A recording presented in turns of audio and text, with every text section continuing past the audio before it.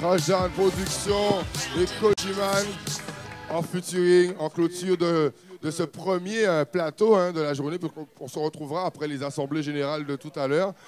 Dernier plateau en présence de Sidi, Laurent et aussi le représentant au niveau de la ville des Abîmes, grâce à qui on a pu aussi faire cette première partie d'opération qui va grandir demain avec le forum Futur Étudiant et l'ensemble des stands qui sont prévus, Yann.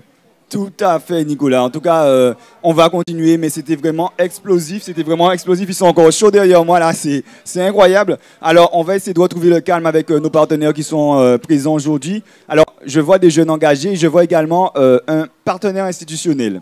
Effectivement, c'est ce mariage qui fait que les choses sont possibles, puisque de toute façon, si vous n'avez pas de moyens, on ne peut pas faire rien. Et en même temps, si vous ne pouvez pas faire rien, on ne va pas moyen au de toute façon. Donc ça veut dire qu'il faut se donner les moyens. Ce n'est pas un hasard si on termine ce premier plateau de la journée avec d'une part Laurent et Sidi et d'autre part le représentant au niveau de la ville des Abîmes. Ici, au niveau de ces deux volontaires, donc Laurent et Sidi, moi je tenais à vous remercier publiquement, puisque comme on l'a dit, l'engagement, il va venir comme ça. Et soit ouvert, tu vois, et qu'on savent pour qu'on fait, ou soit on fait des chemins détournés, ou là par intérêt, et il ne va pas avoir longtemps. Et ces deux messieurs-là, ça, eh bien, franchement, moi je dis respect pour votre engagement, parce qu'on a pu constater que dans toutes les actions, notamment sur le FFE Outre-mer ou encore pour l'autre projet, le BIC à Jeunesse du 24 juillet, ils ont mis la main à la pâte tout de suite sans hésiter alors qu'ils sont très occupés et comme nous tous, ont autre chose à faire. Et on sait que derrière, il faut aussi le soutien de partenaires comme la Ville des Abîmes. Et M. Larousse pourrait aussi nous en dire un mot. J'avais une question aussi dans ce sens, à moins que Yann se substitue pour en commencer là. Non, c'est que tu nous as dit, comme on l'a dit tout à l'heure, c'est vrai que le temps sera très très court. Alors toi et moi, on les connaît, mais on aurait quand même voulu qu'ils s'introduisent un petit peu. Alors on va commencer par toi, Sidi, qui est juste à côté de moi. Tu vas commencer à te présenter un petit peu et parler de ton implication dans ces projets. Oui, alors voilà, bonsoir à tout le monde. Donc moi, c'est effectivement Sidi Juste. Je suis un jeune, plus ou moins engagé, je vais dire engagé, voilà, qui, depuis un certain temps, suit de près ou de loin quand même les différents projets et manifestations qui sont en intérêt des jeunes. Donc c'est comme ça que j'ai connu évidemment quelqu'un de très engagé comme Nicolas. Et après, donc là, je suis là surtout au niveau de la casquette du KJG, voilà, le fameux collectif Jeunesse Guadeloupe, et de l'organisation du 24 juillet prochain, donc le fameux BICA Jeunesse, dont tout le monde va entendre parler, qui va être une grosse manif, mais pas qu'une manif. C'est vraiment le lancement d'un collectif, de quelque chose qui va être pérennisé par la suite, vraiment pour la jeunesse. Et quand je dis la jeunesse, c'est vraiment toutes les jeunesses.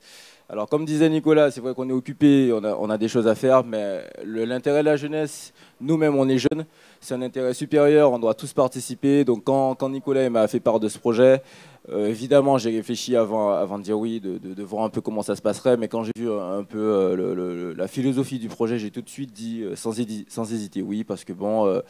c'est bien facile après, chacun dans son coin, d'observer, d'être d'observateur, de critiquer, d'analyser. Mais il y a un moment où il faut aussi tous se fédérer et se réunir ensemble pour une action commune, quoi. Parce que sinon, on ne va jamais s'en sortir. Et quand je dis on, je parle de la jeunesse qui réussit tant bien que mal, je parle de celle qui est déjà exclue. Il faut qu'on rassemble un peu tout le monde, qu'on favorise un peu les actions qui existent déjà, et les acteurs qui sont déjà sur le terrain, les associations de jeunes qui œuvrent depuis déjà des années et qui, tant mieux que mal, mais c'est vraiment la volonté, et de fédérer et de créer une nouvelle énergie pour de nouvelles têtes en fait, qui puissent tout simplement se joindre à nous et porter, comme on dit en créole, un poton comme sérieux, quoi. Exactement, et surtout que dans la deuxième partie de plateau tout à l'heure, nous aurons, après l'Assemblée Générale, d'une part du FFE Outre-mer, mais aussi du KJG tout à l'heure, nous aurons l'occasion de revenir ensemble. Et je voudrais, avant le mot de clôture de Laurent, qu'on puisse avoir, concernant la ville des Abîmes, j'avais une petite question. Malheureusement, c'est vrai qu'il ne nous reste que 5 minutes. J'avais une question. Pourquoi la ville des Abîmes, donc déjà dès le début, dès la première édition, a souhaité porter son soutien à ce genre d'initiative? Oui, d'abord, je dois excuser le député Éric Jalton qui a eu un empêchement cet après-midi, mais que j'ai reçu très tardivement, donc je suis vraiment désolé de devoir le remplacer.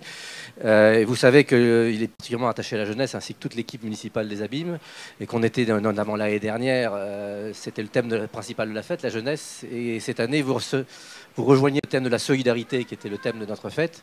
Donc, le député maire et son équipe sont vraiment persuadés que la jeunesse porte un avenir très fort sur la Guadeloupe et portera des solutions économiques, des solutions sociales et des solutions d'entraide, comme le montre tout à fait votre manifestation, qui est une très bonne action de solidarité. Alors, il faut savoir qu'on fête chaque année les bacheliers, nous aussi. Cette année, ça sera le 17 juillet. Et qu'on a en place aussi des aides aux étudiants pour les étudiants en difficulté qui ont besoin d'aide pour aller en métropole notamment. Et c'est un budget d'à peu près 80 000 € par an qui est mis sur les étudiants et les bacheliers, alors que ce n'est pas notre compétence. Et ça montre un peu l'engagement du député maire et de son équipe envers les jeunes étudiants qui sont l'espoir des Abîmes et l'espoir de la Guadeloupe. En tous les cas, concernant la suite des événements, notamment la grande journée de demain où on pourra tous se retrouver, effectivement, on sait que toutes ces informations seront disponibles. Juste le mot de la fin, Laurent, sachant qu'il ne nous reste malheureusement que 2 minutes avant de conclure. Donc, Laurent Ludnil, à mon niveau, je suis en fait un étudiant étranger qui est revenu en Guadeloupe il y a à peine un mois et en fait qui a entendu parler du dispositif FFE par la page Facebook. Et en fait, le concept en fait, m'a intéressé tout de suite. C'est-à-dire que j'ai vécu des choses à l'étranger, c'est-à-dire que j'étais à Montréal et à Montpellier aussi. Et quand je reviens en Guadeloupe, j'arrive dans un climat qui est assez particulier.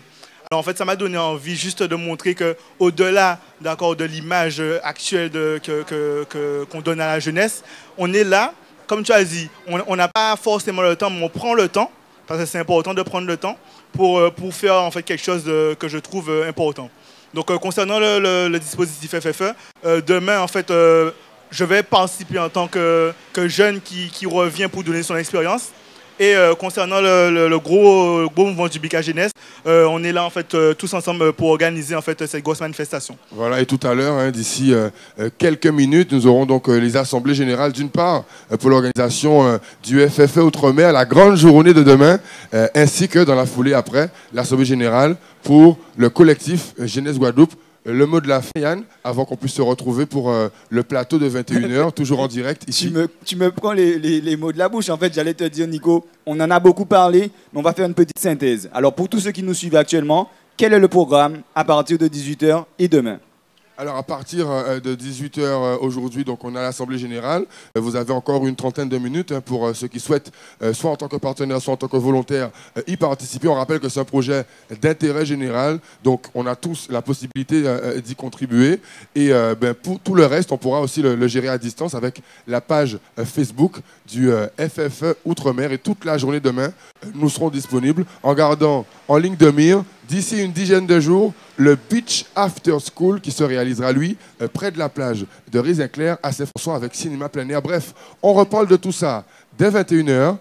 On se retrouve donc d'ici 2 heures de temps, le temps qu'on réalise les assemblées générales organisationnelles. Je te laisse le mot de la fin. Et on se retrouve après. Écoutez, j'espère que vous avez pris un peu de plaisir à partager ce temps avec nous cet après-midi. Je remercie l'ensemble des volontaires qui sont à côté de nous aujourd'hui pour organiser cette manifestation, mais pas seulement depuis ce matin, mais depuis, comme on dit en créole, nani nana. Et on espère qu'ils seront nombreux. Les prochains rendez-vous, demain matin, on se retrouve tous au Forum des futurs étudiants et le 21 au Beach After School. Sinon, à tout à l'heure.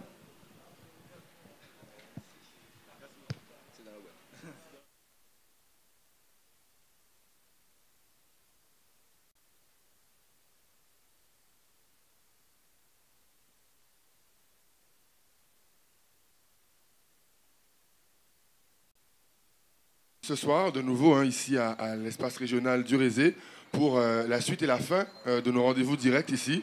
Donc Yann, on a un plateau d'artistes, enfin des artistes, on va dire, de l'associatif, tellement ils ont fait des choses. Alors de qui s'agit-il en gros ?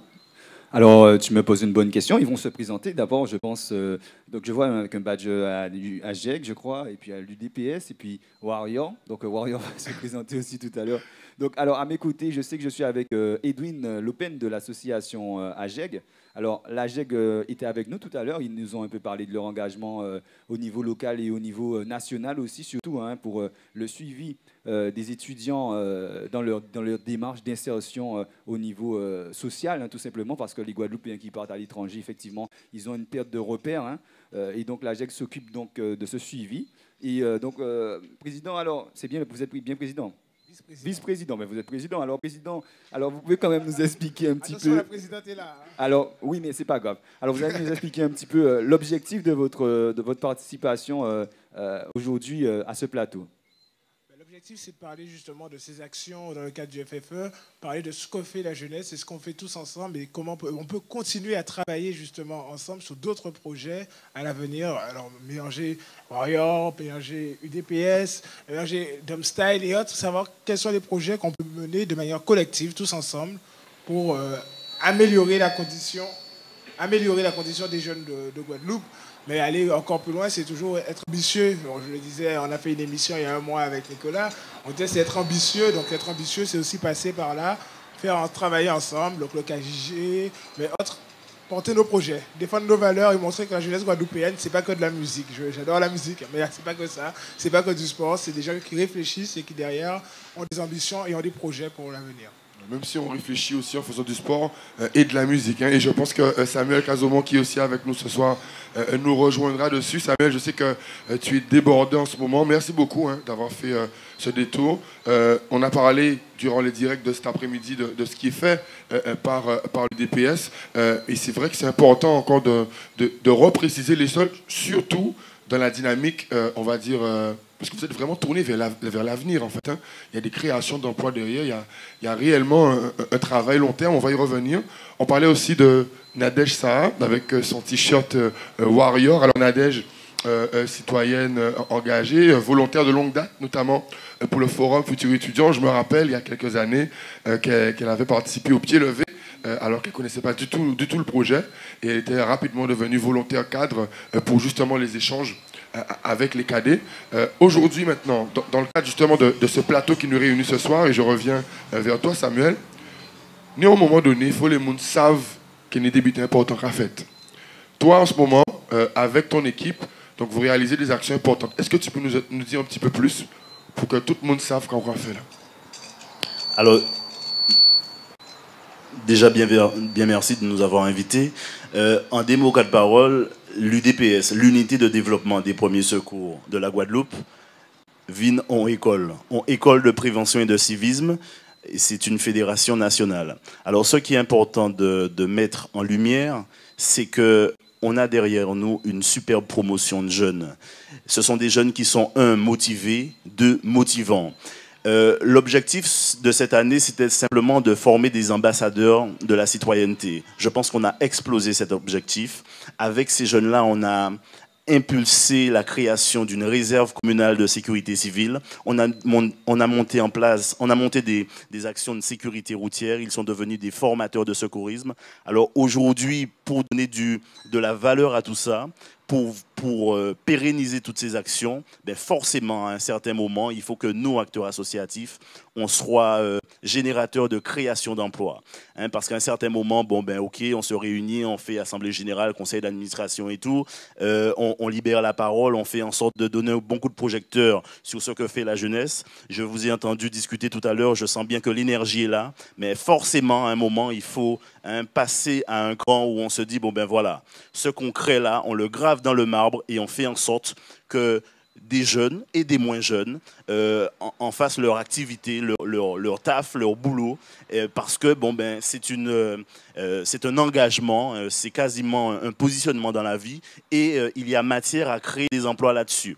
Moi, ce que je voulais dire là-dessus, c'est que cette image un peu rébarbative que vous dénoncez, parce que le but, c'est que la jeunesse soit vue comme étant une force de proposition, c'est à nous d'impulser le truc. Donc aujourd'hui, l'UDPS est porté par une dimension nettement plus large. L'école de prévention et de civisme, je le rappelle, c'est une fédération nationale. C'est la première qui existe dans le territoire français, c'est-à-dire qu'actuellement, nous faisons l'objet d'une évaluation pour que cette première école soit essaimée, c'est-à-dire diffusée à tout vent dans les territoires français. Mais avant d'aller à l'Hexagone, notre objectif est simple, c'est faire en sorte ici, en Guadeloupe, qu'il y ait plusieurs écoles de prévention et de civisme parce qu'on a ouvert nos portes en janvier 2013. On a déjà plus de 45 jeunes qui étaient l'effectif, l'objectif initial. Et on est en train d'exploser nos objectifs simplement parce que le projet correspond à la demande sociétale. Alors, moi, je suis épaté et je pense comme beaucoup dans l'assistance, de par l'énergie et la détermination dont fait preuve cette personne en face de nous, puisque je crois que c'est quelque chose d'extraordinaire. Alors, il y a quand même deux choses qui me touchent un petit peu quand même énormément. C'est la nécessité, l'impérieuse nécessité de l'éducation à la citoyenneté que vous mettez en œuvre. Et deuxièmement, c'est quand même le défi que cela peut représenter. Et j'ai une question, c'est vraiment une question, comment on fait? Parce qu'aujourd'hui, il y a beaucoup d'acteurs associatifs dans l'assistance. Comment on fait pour pérenniser un projet associatif pour qu'il devienne porteur d'emploi? Alors, sincèrement, déjà sur cette question, je pense qu'on peut vraiment prendre le temps comme on le fait ici et s'asseoir et discuter, dire les choses franchement. Alors, je ne suis pas venu vous dire que c'est facile. Quand on a commencé, le siège de la structure, c'était chez moi, là où j'habite. Quand on a commencé, moi, sapeur-pompier professionnel, je menais mes activités en dehors de mes heures de garde. Et je pense que ce qui est important, c'est que dès les premières impulsions, on puisse montrer que l'engagement qu'on a pris, ce n'est pas un coup d'épée dans l'eau. C'est quelque chose qui va durer dans le temps. Donc, dans un premier temps, il y a eu une phase où on s'est positionné, comme des acteurs, je l'ai dit tout à l'heure, comme force de proposition. On s'est entouré de collègues, de personnes qui ont une posture professionnelle. On a fait en sorte d'avoir un lien avec les entreprises parce qu'on peut parler d'emploi toute la soirée. Les structures qui embauchent, c'est des entreprises. Hein, même si que le gouvernement met sur la table ce qui est bien et ce qui est magnifique, les emplois d'avenir, c'est une impulsion. Oui, c'est important. Nous, on a saisi la balle au bon. Mais les structures qui permettent de pérenniser le secteur économique, c'est le monde de l'entreprise. Et ce monde de l'entreprise, il faut s'en approcher. Ça veut dire qu'il faut connaître c'est quoi la culture de l'entreprise, l'employeur, quelles sont ses contraintes. Quand on va vers l'employeur, quels sont ses besoins? Comment on fait pour y répondre? Donc aujourd'hui, l'école de prévention et de civisme, certes, c'est une structure qui permet, comme tu le disais si bien, de mettre en avant la citoyenneté, parce que quand on parle de violence et de délinquance, il faut créer un sas où on se dit, bon ben voilà, et les gars, quand on ne bosse pas, au moment où on cherche du boulot, qu'est-ce qu'on fait? Eh bien, on se construit, on se forme. On parle de VAE, validation des acquis de l'expérience. Donc, on met en place des actions. On se construit, on se grandit. Mais en parallèle, on va vers les entreprises. Et au jour d'aujourd'hui, et là je réponds à ta question, pour rentrer dans une logique de pérennisation, et ça en tant que fédération, je le dis à mes associations filles, il faut être dans une logique d'autofinancement. Ça veut dire qu'en déposant un projet, même si c'est 5-10%, en cas fait sortir en poche à école de prévention et de civisme. Et ça c'est clair, ça veut dire que demain je ne suis pas financé. Je ferai mon action. Je la ferai à minima.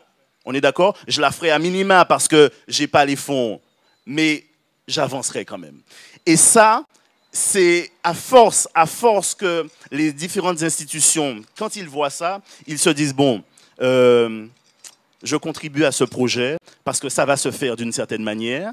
Et ils ont une garantie qu'il y a une énergie derrière et que forcément, il y aura des résultats. Alors, je ne sais pas si dans ma réponse, tout cet engagement, ce n'est pas l'affaire d'un homme, c'est l'affaire d'une équipe, c'est l'affaire d'un jeu de partenaires. Et puis, il faut le dire, comme le nerf de la guerre, c'est l'argent, il faut développer une petite capacité d'autofinancement. Donc, effectivement, une réponse très claire, surtout dans le contexte, on va dire, franco-français, hein, puisqu'on sait très bien que c'est un contexte particulier.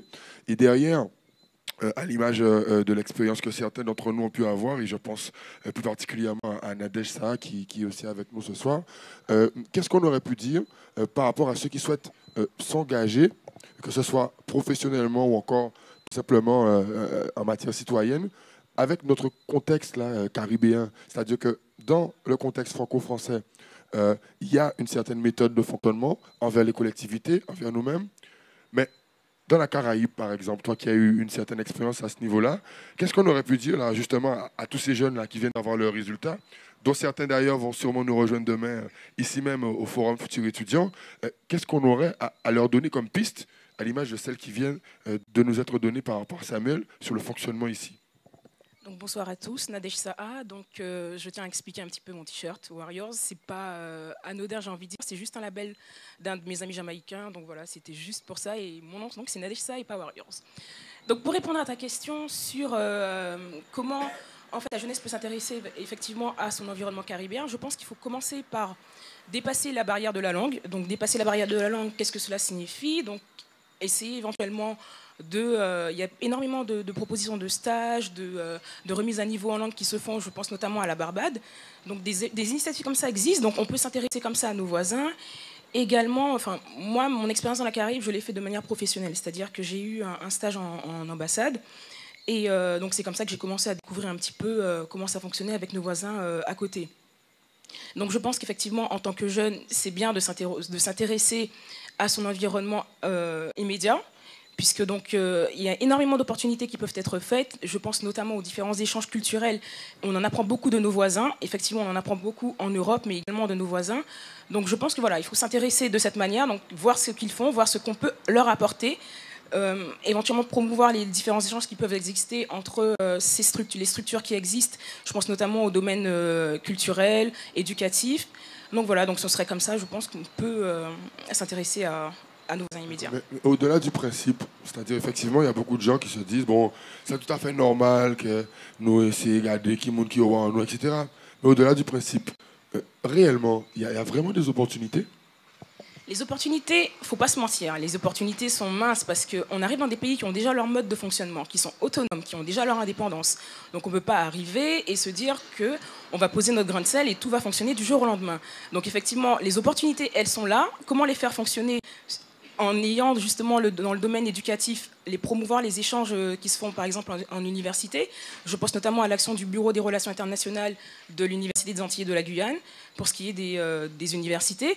Donc je pense que comme ça, on peut éventuellement commencer à arriver dans ces pays. Mais il ne faut pas imposer son style, pour parler de manière très générale, ne pas imposer sa façon d'être dans ces pays, parce qu'ils ont déjà leur mode de fonctionnement qui ne sont pas du tout pareils avec le milieu francophone.